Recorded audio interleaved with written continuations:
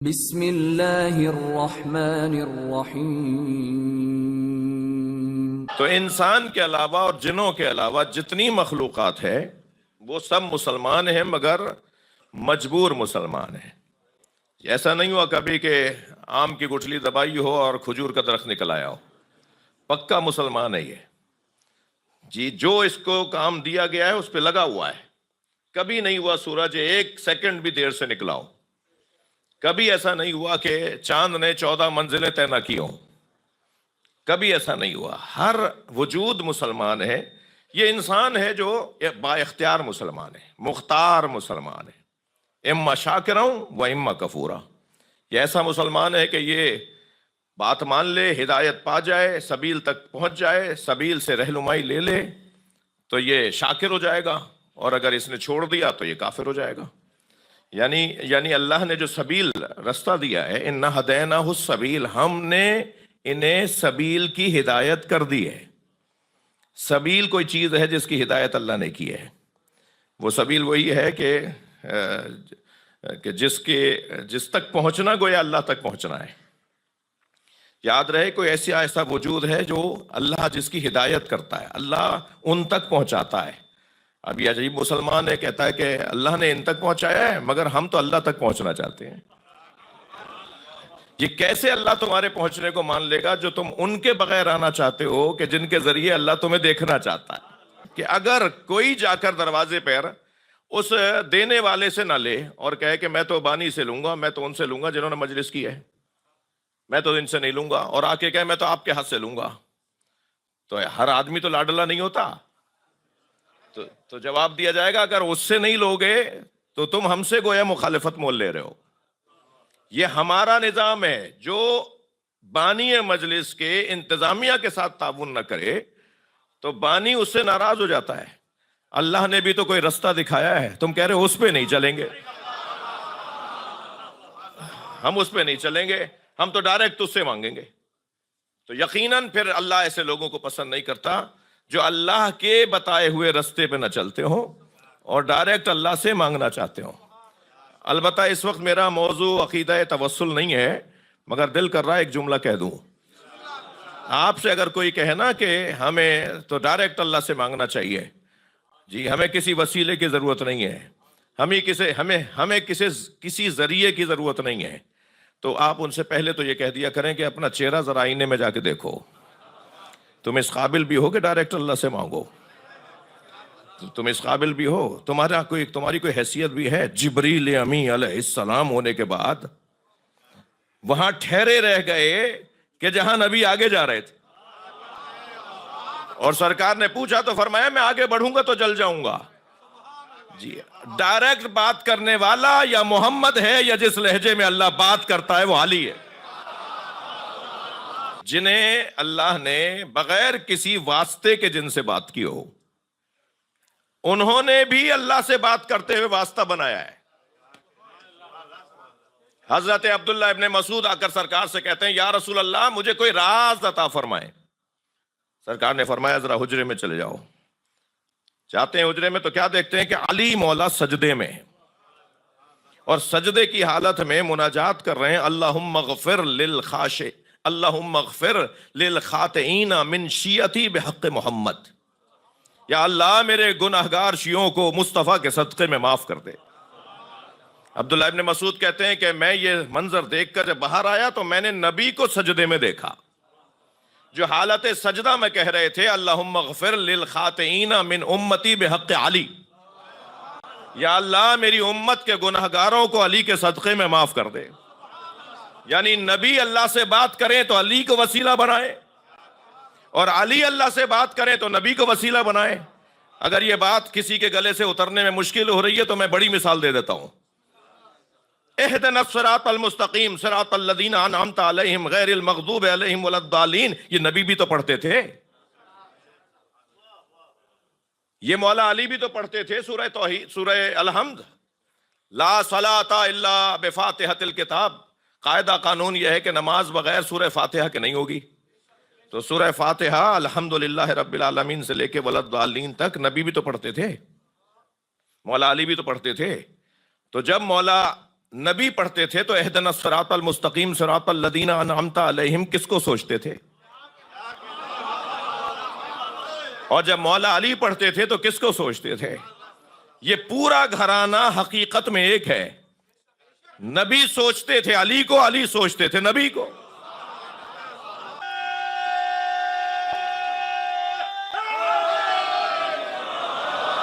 اب بھی اگر کسی میرے کبھی کبھی مجلس میں آنے والے دوست کے لیے یہ ذرا سنگین ہو گئی ہو بات، تو میں تھوڑی سی اور بات کر دیتا ہوں. وہ یہ کہ ان دونوں کی، ان 14 کی حقیقت ایک ہی ہے. یہ بظاہر ہمیں مختلف نظر آتے ہیں، حقیقت میں ایک ہے. جس کی ایک روشن دلیل یہ ہے کہ جب چادر کے باہر تھے تو حسن تھے، حسین تھے، علی تھے، فاطمہ تھیں، نبی تھے. جب چادر میں آ گئے تو بی بی فرماتی ہیں فلم مکتملنا، جب ہم کامل ہو گئے. جب کامل ہو گئے تو جبریل بھی کہہ رہے ہیں یا رب ومن تحت الکساء، یا اللہ چادر میں کون ہے. یہ سب حقیقت میں ایک ہیں، جلوے ان کے مختلف ہیں. تو سرکار فرماتے ہیں انا وعلی من نور واحد، میں اور علی ایک نور کے دو ٹکڑے ہیں. تو ایک نور کے دو ٹکڑے، یعنی اس طرف سے دیکھو تو نبی نظر آئے، ایک اور جانب سے دیکھو تو علی نظر آئے. ان دونوں کی حقیقت ایک ہے، ان دونوں کا وجود، حقیقی وجود ایک ہے. لہذا یہ وہ ہیں کہ جن کو وسیلہ قرار دیا ہے پروردگار عالم نے، جن کے ذریعے سے ہم اللہ سے بات کریں گے.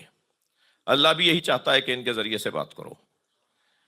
اور یہ وہ انسان کہ جو قابل ذکر انسان، حل تعالی الانسان حین من الدہر، جی کبھی انسان پر ایسا وقت نہیں آیا جب وہ قابل ذکر نہیں تھا، ہمیشہ سے قابل ذکر انسان. اور ایک وہ انسان کہ جو نطفے سے بنا ہے، جو کنکتے پانی سے بنا ہے، جو متحرک پانی سے اور مختلف مراحل سے بنا ہے. گوشت کا لوتھڑا تھا، پھر ہڈیاں بنی، پھر ہڈیوں پر گوشت چڑھا، پھر ایک مرتبہ اس کے اندر حرکت آئی، اور پھر ایک وہ کامل الخلقت ہوا، اور پھر دنیا میں آ گیا، اور پھر اس شکم مادر سے، اس جنین کی کیفیت سے ایک انسان کی شکل میں. تو یہ جو انسان ہے، اس کو اللہ نے کہا کہ انا ہدینا السبیل، ہم نے اس کو رستہ دکھا دیا ہے. اب اس کی مرضی ہے کہ یہ شاکر بنے یا اس کی مرضی ہے کہ یہ کافر بنے. عزیزان گرامی، میں گزشتہ 3 مجلسوں میں یہی اپنے عزیزوں سے کہتا آ رہا ہوں کہ انسان کی مختلف قسمیں ہیں. انسان نہیں ہے، ہر انسان نہیں ہے، اور ہر نظر آنے والا انسان ایک جیسا نہیں ہے. یعنی مختلف، ایک جیسا انسان آپ کو نظر آئے گا مگر وہ حقیقت میں مختلف ہوگا.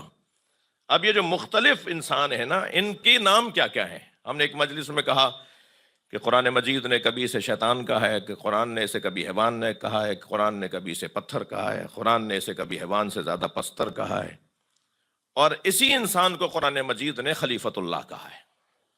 انی جاعل فی الارض خلیفہ. یہ دونوں انسان ایک جیسے نہیں ہیں.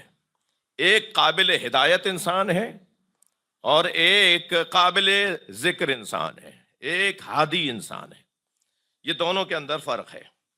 ایک قسم اور بھی انسان کی قرآنی زبان میں، ایک قسم اور بھی ہے انسان کی، یعنی تقسیم ہوتا ہے انسان 2 عنوانوں کے ساتھ قرآنی زبان میں.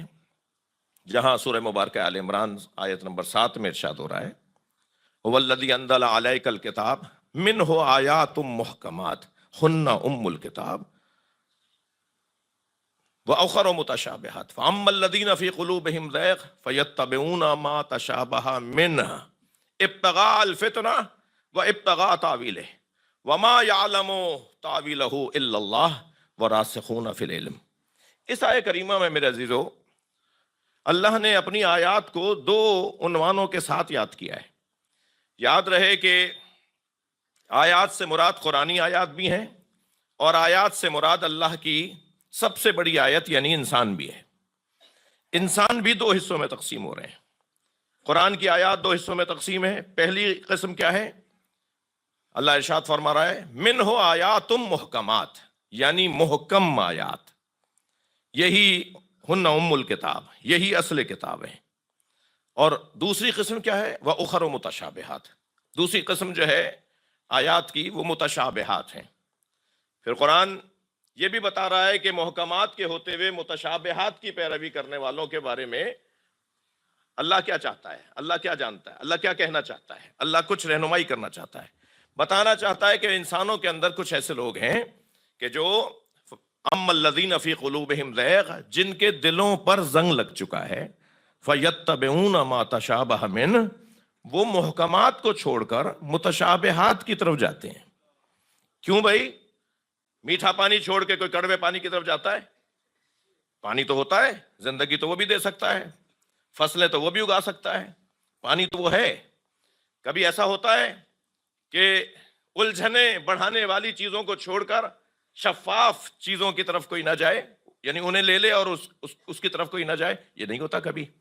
قرآن کہہ رہا ہے کہ یہ جو محکمات کے ہوتے ہوئے متشابہات کی طرف رجوع کر رہے ہوتے ہیں، یہ دو طرح کے لوگ ہیں۔ صلوات پڑھیں تو میں عرض کروں،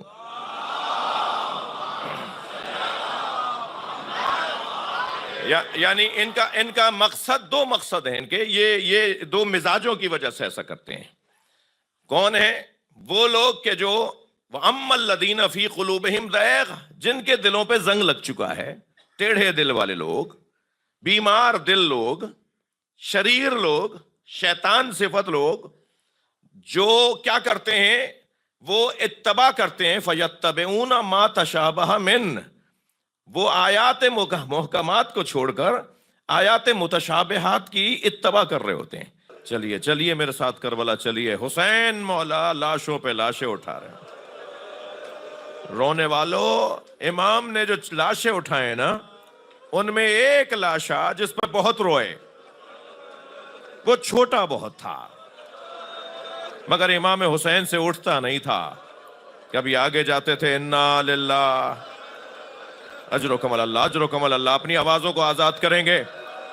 کبھی الٹے پیر واپس آتے تھے، رضاً بقضائہ و تسلیما لامرہ، حق ہے، ایسے ہی رونے کا حق ہے۔ علی اصغر کا لاشا، جب میرے مولا نے صدائے استغاثہ بلند کیا نا، حل من ناصر ینصرنا، کوئی ہے جو ہماری مدد کرے، تو خیموں میں رونے کی آواز بلند ہوئی، اور امام کے کان میں بیٹیوں کی، بہنوں کی، بیویوں کے رونے کی آواز آئی۔ کسی گھر کے مرد کے لیے یہ گوارا نہیں ہوتا کہ اس کے ہوتے ہوئے اس کے گھر کی عورتیں روئیں۔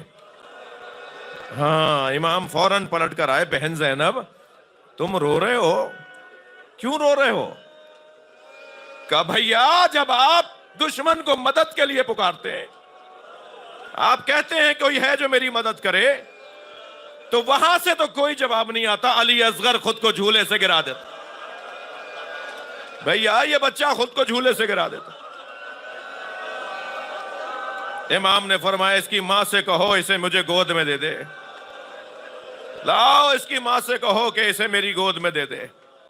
اب جناب رباب خیمے میں بچے کو تیار کر رہی ہیں، اجلا سا کرتا پہنایا، آنکھوں میں سرما دیا، بالوں میں کنگھی کی، اور پیشانی پہ بوسہ دیتے ہوئے فرمایا، علی اصغر، اگر جنت میں دادی نے پوچھا تمہاری ماں نے منہ کیوں نہیں دھلایا، تو کہہ دینا پلانے کو پانی نہیں تھا۔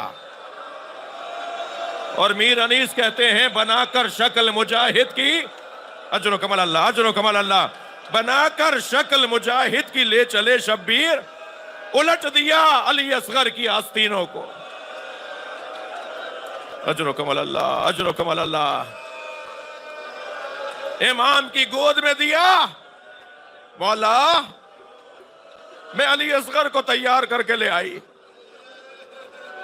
امام نے بچے کو اپنی گود میں لیا، بچے کی پیشانی کا بوسہ دیا، ماں بچے کو رخصت کر رہی ہے۔ اجر و کمال اللہ۔ جب جناب علی اصغر کا ذکر ہونا تو اس بچے کی ماں کو سلام ضرور کیا کر۔ بڑا جگر ہے جناب رباب کا، بڑا حوصلہ ہے جناب رباب کا۔ امام حسین فرماتے ہیں، مجھے وہ گھر اچھے لگتے ہیں جن گھروں میں رباب اور سکینہ نامی عورتیں ہوتی ہیں۔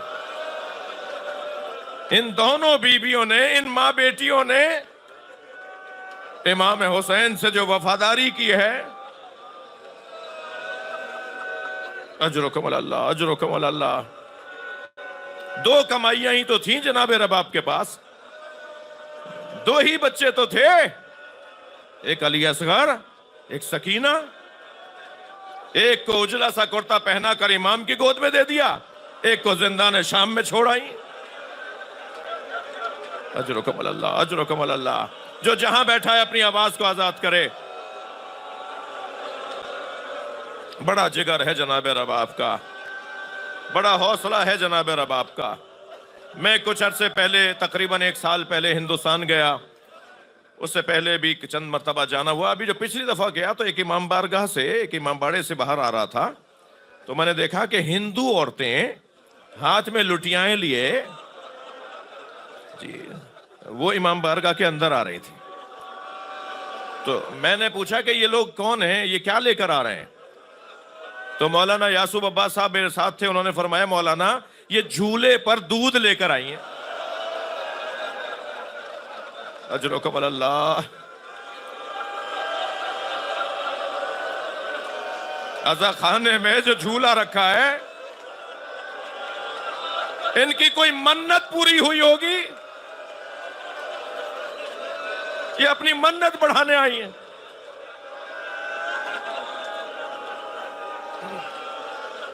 حوصلہ کریں گے، حوصلہ کریں گے، اللہ آپ کو کوئی غم نہ دے سوائے غم اہل بیت کے، ہمیں رونے اور رلانے والوں میں قرار دے۔ بنارس ہندوستان کا ایک شہر ہے، اور ہندوؤں کے ہاں وہ مقدس شہر ہے، ان کے ہاں ایک مقدس شہروں میں سے ایک شہر ہے۔ میرے ایک دوست بنارس کے رہنے والے میرے ساتھ قم میں تھے، وہ بیان کر رہے تھے کہ روز عاشور تعزیے کا جلوس امام بارگاہ سے نکلا، تو ہم چند دوستوں نے طے کیا کہ آگے جاتے ہیں تاکہ جہاں جو روٹ ہے جلوس کا وہاں انتظامات دیکھ سکیں کہ رستہ کیسا ہے، صاف ستھرا، صفائی ستھرائی کیسی ہے۔ کہنے لگے ہم آگے جو گئے تو کچھ ہی آگے گئے تھے، جلوس ابھی پیچھے تھا، تو ہم نے دیکھا ایک چوک پہ ہزاروں کی تعداد میں ہندو عورتیں کھڑی ہیں۔ کہنے لگے جب قریب سے گزرے تو عجیب بات لگی کہ ہر گود میں دودھ پیتا بچہ ہے۔ کہتے ہیں جب ہم برابر سے گزرے تو ایک عورت کی آواز آئی، بھائی مسلمان ہو تم؟ تو میں نے کہا ہاں مسلمان ہیں۔ کہنے لگی مسلمان ہو تو بتاؤ بابا حسین کا جلوس کب آئے گا؟ کہنے لگے میں نے کہا تمہیں بابا حسین کے جلوس کا انتظار کیوں ہے؟ کہنے لگی تمہیں نہیں پتا آج حسین کا بچہ بھوکا مارا گیا، ہم آج اپنے بچوں کو دودھ نہیں پلاتے جب تک تعزیہ دفنا نہ دیا جائے۔ مجھے نہیں پتا شام غریبہ میں پانی کہاں سے آیا، میری تحقیق نہیں ہے، میں نہیں پہنچ پایا نتیجے پر کہ شام غریبہ میں جو پانی اور کھانا آیا، جب امام حسین شہید ہو گئے، جب خیمے جل گئے، جب تبرکات لوٹ لیے گئے، جب اندھیرا چھا گیا، پتہ نہیں کہاں سے پانی اور کھانا آیا، مگر یہ سب نے پڑھا ہے اور سب نے لکھا ہے کہ پانی اور کھانا آیا۔ جناب زینب نے سب سے پہلے سکینہ کو پانی دیا، سب سے پہلے بی بی سکینہ کو پانی دیا، سکینہ پانی پی لو، قربان جائیں اہل بیت کے بچوں پر۔ جناب سکینہ نے فرمایا پھوپھی اماں آپ مجھ سے زیادہ پیاسی ہیں۔ فرمایا سکینہ پہلے بچے پانی پیتے ہیں پھر بڑے پیئیں گے۔ بی بی نے یہ سنا تو کوزہ اٹھا کر اندھیرے بیابان میں جانے لگی، بیبیاں پیچھے پیچھے دوڑی، سکینہ کہاں جا رہی ہو؟ کہا پھوپھی اماں میرا بھائی پیاسا ہے۔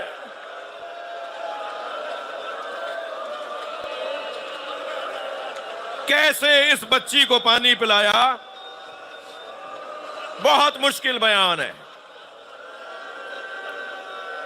ساری بیویوں نے، 2 بیویاں ہیں جو پانی نہیں پی رہی، پانی نہ پینے کے رستے نکال رہی ہیں، ایک بی بی سکینہ اور ایک جناب رباب۔ جب جناب رباب کو پانی اور کھانا دیا نا، فرمانے لگی یہ ہے پانی، میرا بچہ بھوکا پیاسا مار دیا، نہیں پی رہی تھی پانی۔ جناب زینب نے امام سجاد سے جا کر کہا زین العابدین تم کہو بھابی رباب کو، امام وقت ہے نا، حجت خدا ہیں۔ جناب امام سجاد نے فرمایا اماں پانی پی لیں، اماں کھانا کھا لیں۔ تو امام سجاد کا حکم پا کر چند لقمے کھانے کے لیے اور ہر گھونٹ پہ دریا دریا آنسو بہائے، پانی کے ہر گھونٹ پر دریا دریا آنسو بہائے، رو رو کے جناب رباب نے چند گھونٹ پانی پیا۔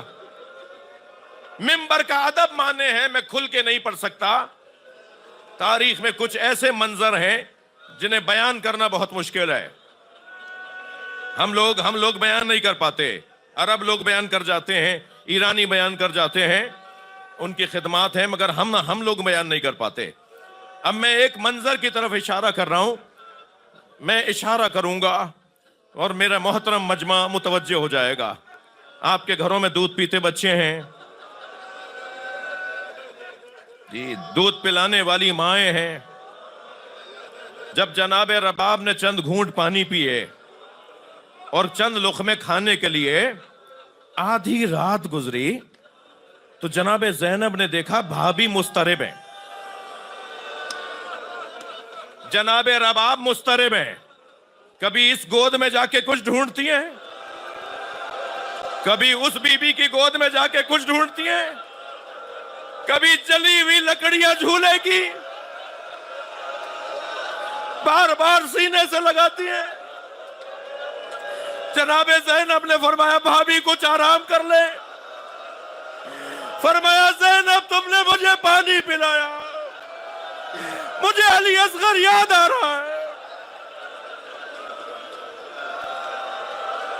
ایک مرتبہ امام نے بچے کو ایسے لیا ہوا تھا کہ گردن اور سر امام کے بازو پر تھا، اور بچے کا پیر، حضرت علی اصغر کے پیر امام حسین کے ہاتھوں میں تھے، پنجے میں تھے، جس طرح معمولاً بچے کو ایسے لیا جاتا ہے۔ جب ایک سنسناتا ہوا تیر آیا اور وہ گلے پہ لگا تو امام کا بازو بھی اس نے چھیدا، امام حسین کا بازو بھی زخمی کیا، اور بچے کے گلے پہ تیر لگا تو دودھ کی جگہ خون ابلنے لگا۔ امام نے چلو میں خون لیا اور آسمان کو دیکھا تو آواز آئی کبھی پانی نہیں برسے گا، تھکیں گے نہیں، میں 2 منزلیں اور لے رہا ہوں۔ زمین کی طرف دیکھا تو آواز آئی کبھی فصلیں نہیں اگیں گی۔ امام نے وہ خون اپنے چہرے پہ ملا، یہ وہی خون آلود چہرہ ہے امام حسین کا جو جناب سکینہ نے شام کے زندان میں دیکھا تو آواز دے کر کہا بابا یہ آپ کی رگیں کس نے کاٹی، بابا یہ آپ کے چہرے پہ کس کا خون ہے؟ اجرکم اللہ، اجرکم اللہ۔ امام نے آواز دے کر کہا اسی چہرے کے ساتھ میں قیامت میں نانا رسول کے سامنے آؤں گا۔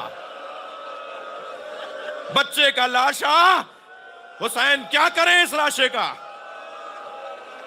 گرمی بڑی شدید تھی رونے والوں، دھوپ میں تپش بہت زیادہ تھی۔ امام نے لاشے پہ ابا کا دامن ڈالا ہوا تھا، جو بچہ کچھ دیر پہلے تک تڑپ رہا تھا وہ چین سے بابا کی گود میں تھا۔ چلے ہیں خیمے کے قریب، بڑھنے لگے، خیموں کے قریب آئے تو سوچنے لگے ماں دیکھے گی تو مر جائے گی۔ الٹے پیر واپس ہوئے، خیال آیا کہ اگر رباب نے پوچھا میرا بچہ کہاں ہے تو میں کیا جواب دوں گا، علی اصغر کہاں ہے؟ پھر آگے بڑھے، پھر پیچھے ہٹے تو اچانک دیکھا خیمے سے پردہ ہٹا ہے۔ امام نے دیکھا تو سکینہ کھڑی تھی۔ جناب سکینہ نے دیکھا جو بھائی تڑپ رہا تھا اب وہ بابا کی گود میں سو رہا ہے، تو دور سے آواز دے کر کہا بابا میں بھی پیاسی ہوں، بابا مجھے بھی پانی پلا لاؤ۔ بچی کی آواز بلند ہوئی تو خیمے سے پھر پردہ ہٹا۔ اب امام نے جناب رباب کو کھڑا دیکھا، رباب تیزی تیزی آگے بڑھ رہی ہیں اور امام حسین پیچھے ہٹ رہے ہیں، اور پیچھے ہٹتے ہوئے فرما رہے ہیں رباب بتاؤ میں کون ہوں؟ اپنی زوجہ سے پوچھ رہے ہیں رباب بتاؤ میں کون ہوں؟ جناب رباب نے فرمایا آپ میرے امام ہیں، آپ حجت خدا ہیں۔ امام نے ابا کا دامن ہٹا دیا، ایک ماں نے خون میں لت پت بچہ دیکھا، ننھے ننھے لبوں پہ لب رکھ دیے، آواز دے کر کہا یا بنیا اب مسلوں کا یوں نہر، اے میرے لال کیا تجھ جیسوں کو نہر کیا جاتا؟